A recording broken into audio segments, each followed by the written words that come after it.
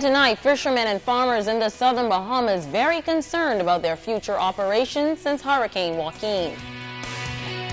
And a fire at the New Providence landfill still burning tonight. The Bahamas Tonight, the weekend edition, starts now. Now in HD.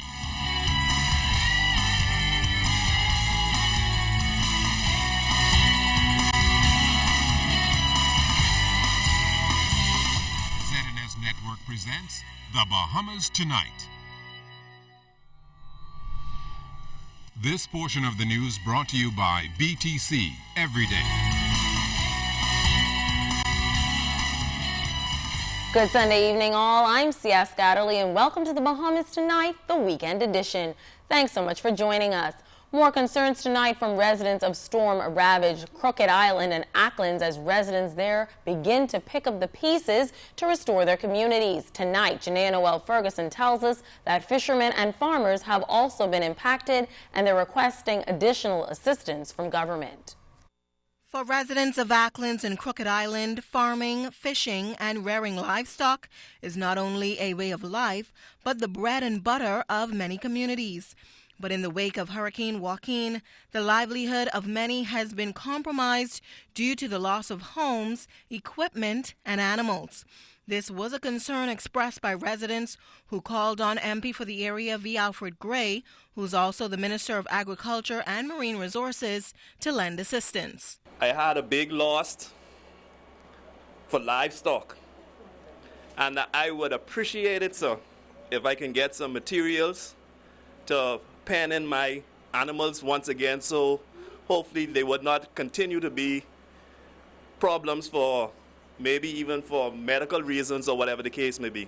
If you have lost farming, plants, whatever, or livestock, please let us know through the administrator what your losses were, and we will certainly do our best to give you some assistance.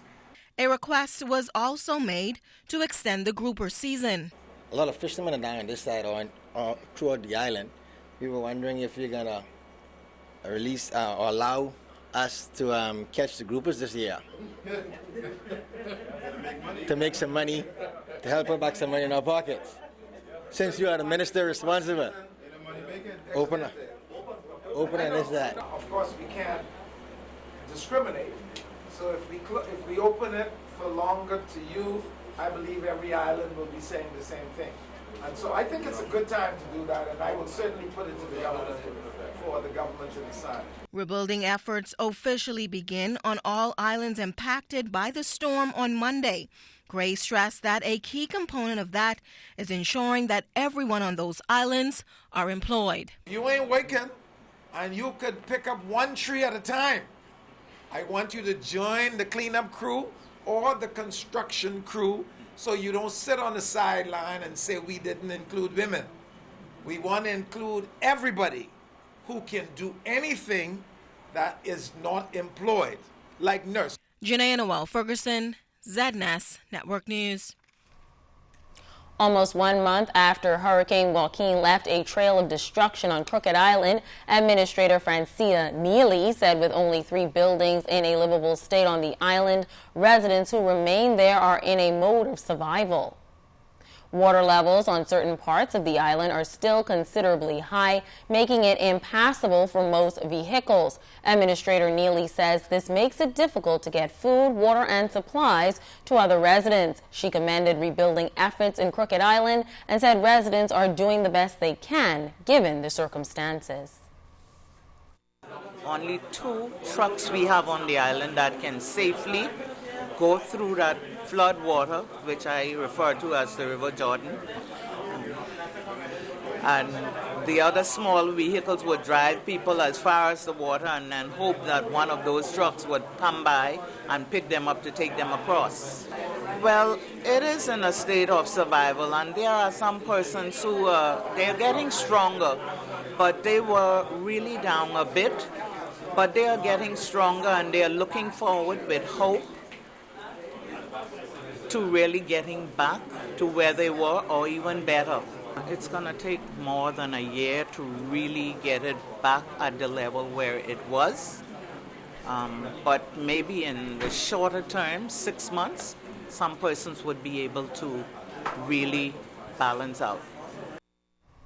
Administrator Neely said Crooked Island may also experience a permanent decrease in population because of the level of destruction, as many school children, along with their families, have found better residential opportunities in New Providence. I have been told that the school should be up and going in about 6 weeks. Most of those school children have been sent to Nassau. Their parents have taken them into Nassau, and most of them have been placed in schools in Nassau. Now, I don't know how that would affect those children being taken out of those schools as they are now to come back here. I don't know, that might be an effect, because I understand that some kids were fortunate enough to get some scholarship. So I'm not sure those parents would want to take them out of the schools to bring them back.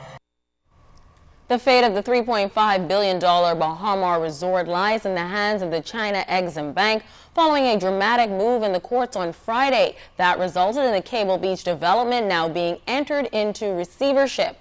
Well, tonight we take a closer look at this issue from a prominent business figure.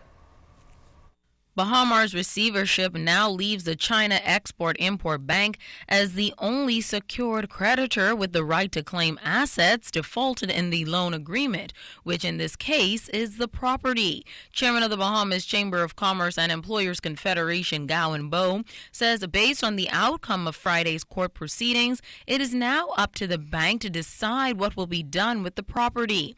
He also explains in his view what this move now means for Bahamar's developer, Sarkis Merlian. It really leaves the developer with his development, but without the asset. So if you think about that, it's really not much of a development if the sole asset in it at this current point in time was the resort, the amenities, and all of the property that was attached to it. So from this perspective, it does leave the developer excluded from the next steps. And it really is the actions of the Exim Bank as to whether they sell it or whether they seek to develop and operate it themselves.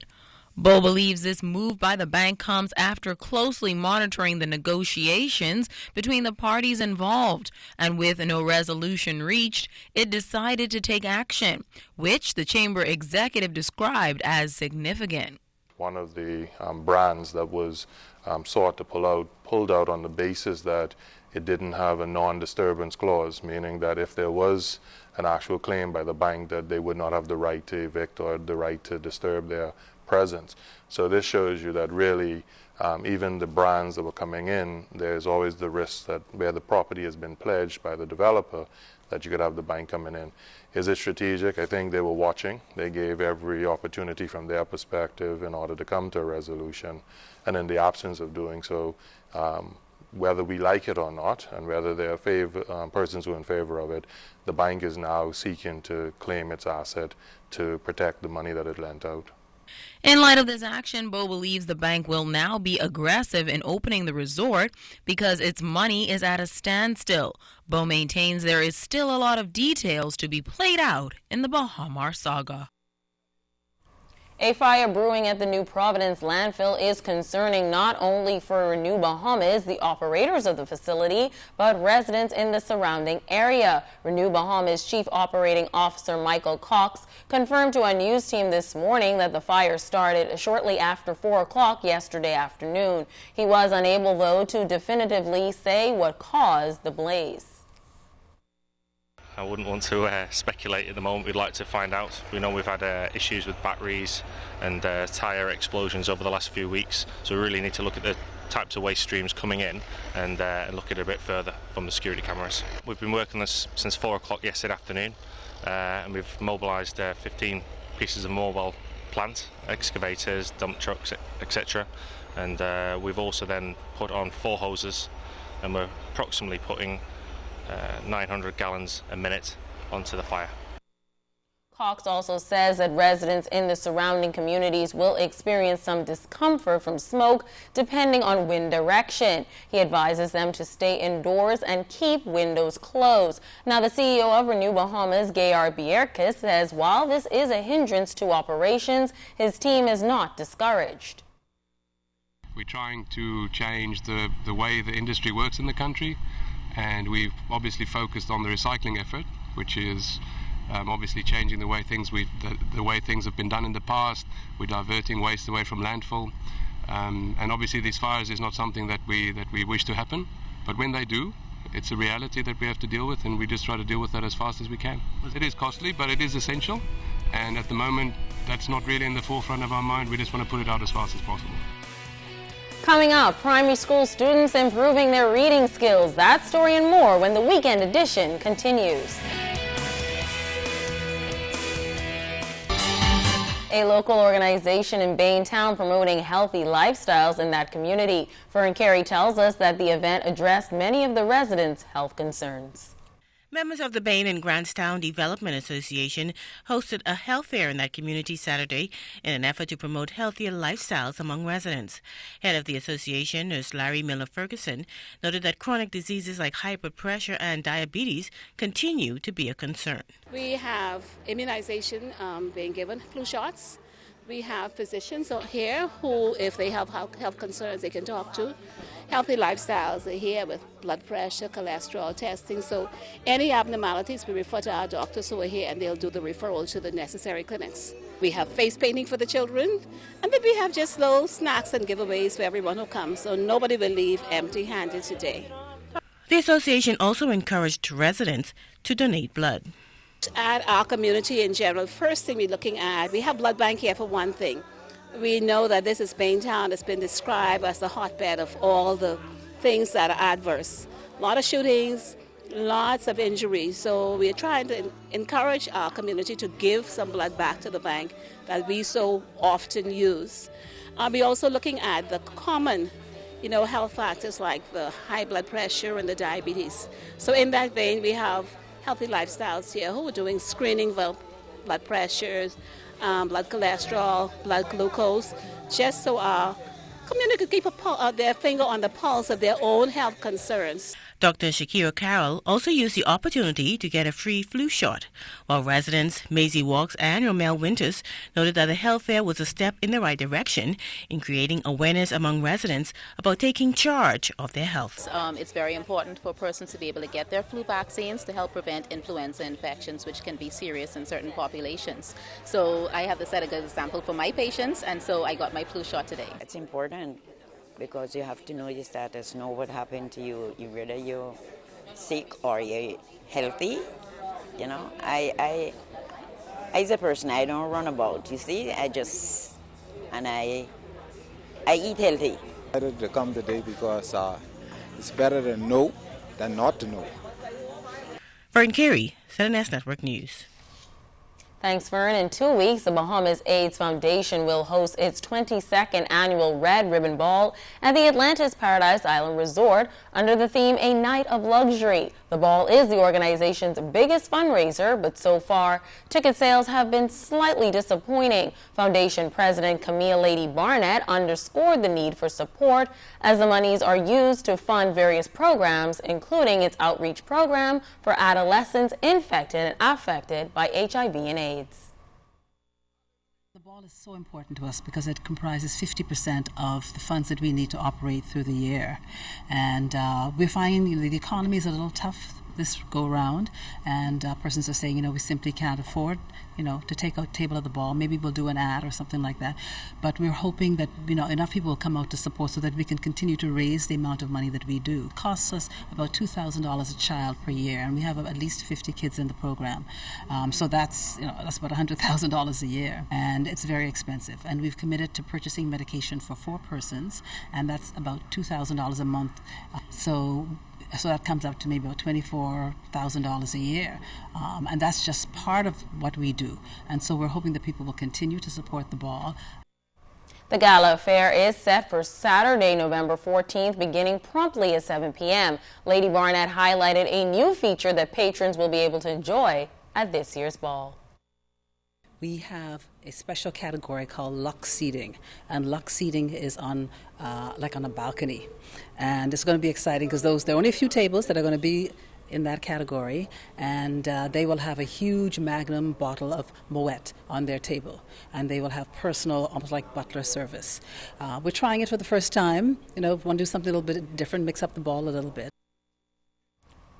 It was an exciting day for the staff and students at the Naomi Blatch Preschool as they celebrated their first reading in the park last week. Under the theme Mother Goose on the Loose with a Passion for Literacy, the students executed the reading skills learned in the classrooms as they performed nursery rhymes including Three Blind Mice, Snow White and the Seven Dwarfs, Itsy Bitsy Spider, Little Miss Muffet and the Spider, and the much-anticipated Charlie the Puppet. Education officials were pleased with the students' performance and the support given by parents.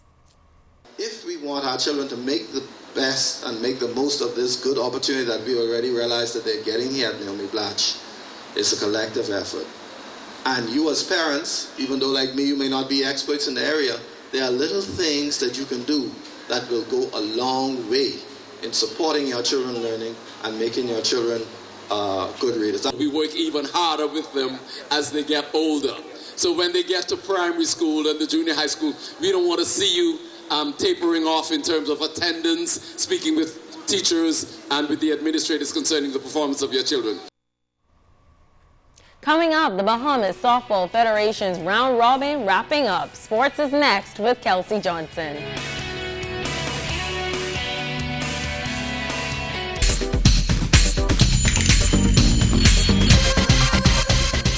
This is ZNS Total Sports, brought to you by Fourth Terrace Diagnostic Center.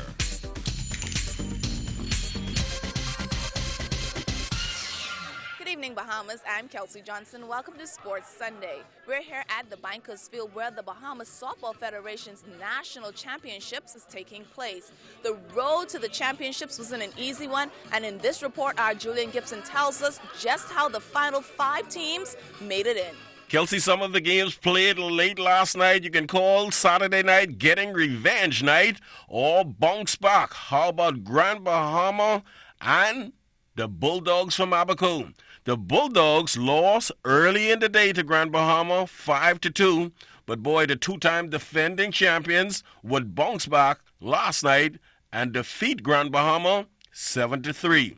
Also getting revenge last night, the Grand Bahama ladies, the Wolverines, they lost also early in the day to the Lady Stingers, the champions from Nassau. But boy, in that game last night, the Wolverines, they stung the daylights out of the Stingers, winning the ball game 13-5. Now in the late game last night, the Commando Security Truckers, boy, they look good. They clawed apart the Cougars from Andros 11-2. Reporting for ZNS Total Sports, I am Julian Gibson. There are mixed emotions about the Luther men's softball team not playing in this year's Bahamas Softball Federation Round Robin Championships. We were able to roam the park last night, and here's some of the reactions.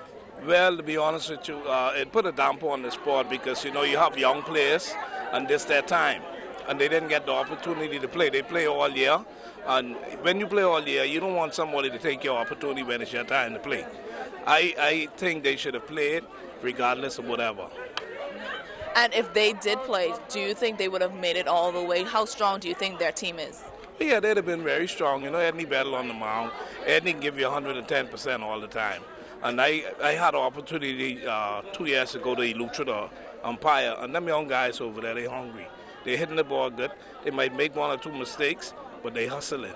And this is their time. They didn't get to play, and I feel for them. No, I don't think it has. Those of us who have been following the sport over the past 5-10 years would know that something similar happened about 2 or 3 years ago. And I don't want to, my memory's not that good, but I'm sure something happened and Eleuthera was involved with it in terms of the eligibility of players. Right? Hey, the game will go on. To be honest, I think sometimes is good when players take a stand and things that they think maybe they think they're right. But I also think that the president was taking a stance this year as this is his first year and trying to improve all the rules, not because it hasn't happened last year, but I really wanted to see Luther play. The fans wanted to see Luther play, and they brought their family members down, so that was really, really disappointing.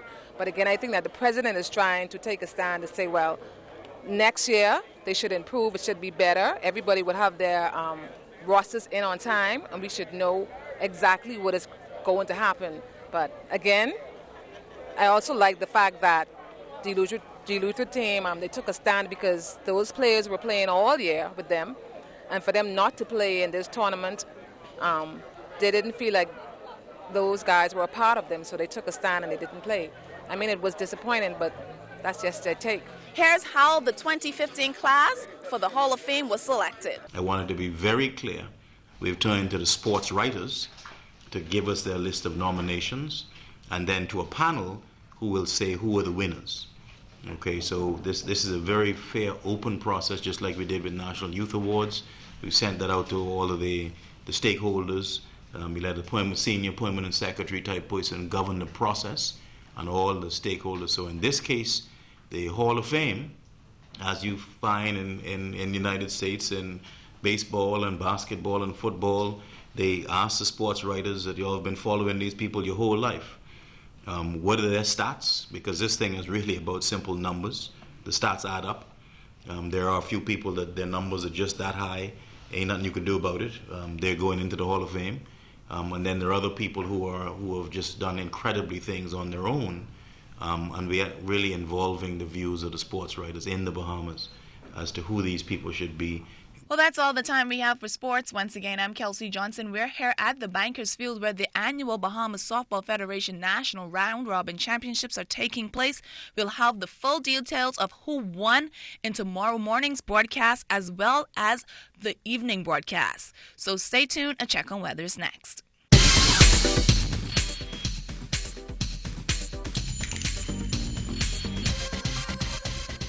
This is ZNS Total Sports, brought to you by Fourth Terrace Diagnostic Center.